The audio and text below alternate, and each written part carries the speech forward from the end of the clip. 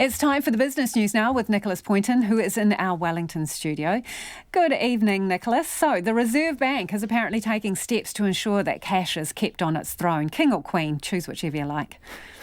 Yeah, as my colleague Nona Peltier would always point out to me, cash is king, but sadly not everyone appears to be thinking that at the moment, as its use is actually rapidly declining. The Reserve Bank is taking action, however, to ensure that it continues to be available in the future, because as it mentioned in an issues paper it published some time ago, it tends to be those people who are on the economic margins who rely on cash the most and would be the most adversely affected if we were to move towards a cashless society. But as we saw, as there were some reports as COVID-19 began to emerge, that we were maybe actually accelerating towards this future at a greater pace, as probably a lot of people actually saw during the first lockdown. There were more and more businesses that were putting up signs saying that they weren't accepting cash anymore as a form of payment. That was due to hygiene concerns. But this has been a trend that's extended past just that first and even the second lockdown, because I remember the last time I went down K Road in Auckland, there was business after business, signs on their doors saying that they are still cash free. And this prompted some chatter about whether COVID-19 had actually led to some existential rethinking about money and currency. But according to the Reserve Bank's late data, it shows that actual demand for cash has actually increased mightily in the early stages of the pandemic. It appears that people were hoarding it, stashing it under their mattresses out of fears that there might be some global banking collapse. But, for all that hoarding, it seems that people are not actually spending money. So today, the RBNZ, it's announced that it's developing a strategy to encourage banks and other industries to continue to support cash in the future. But they're a bit thin on detail about how they're actually going to do that, what that strategy will actually look like. But I find this a really fascinating area of development, of policy development, what this will mean for money in the future. So I look forward to actually being back on the show sometime soon to talk about what their plan is going forward. No cash under my mattress, Nicholas, just the odd sock that the cat has dragged there in a state of boredom.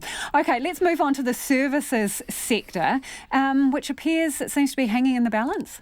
Yeah, so on Friday we got the Performance of Manufacturing Index, and today we got its sister survey, that's the PSI, and that manages activity in the services sector. And it's fair to say that the likes of the hospitality, tourism and other services businesses, they're a lot more volatile to the ebbs and flows of COVID-19 and are not really as resilient as the manufacturing sector. It's really exposed to lockdowns and the likelihood of more of those in the future.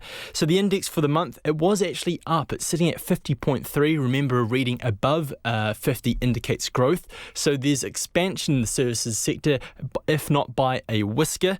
But what is probably more worrying is that the employment sub-index shows that jobs are being shed in the sector for the 7th month running. And that's really been the story of both the PMI and the PSI this year, is that while the activity sales have gone up month to month, there have been these big swings, employment has continued to remain soft.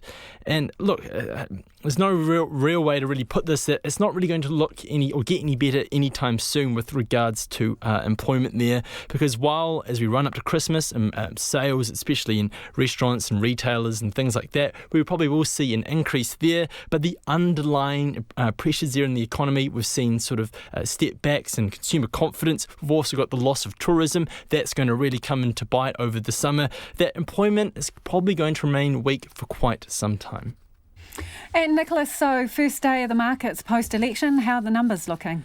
Well, look, the NZX Top 50, it fell by 48 points, which is, not too much really. It's down by about just over 1/3% to 12,385. Our dollar is at 66.1 US cents, 93.3 Australian, 51.1 British pence, and gold, can't forget it, is up by about $2 to $1,900 US an ounce.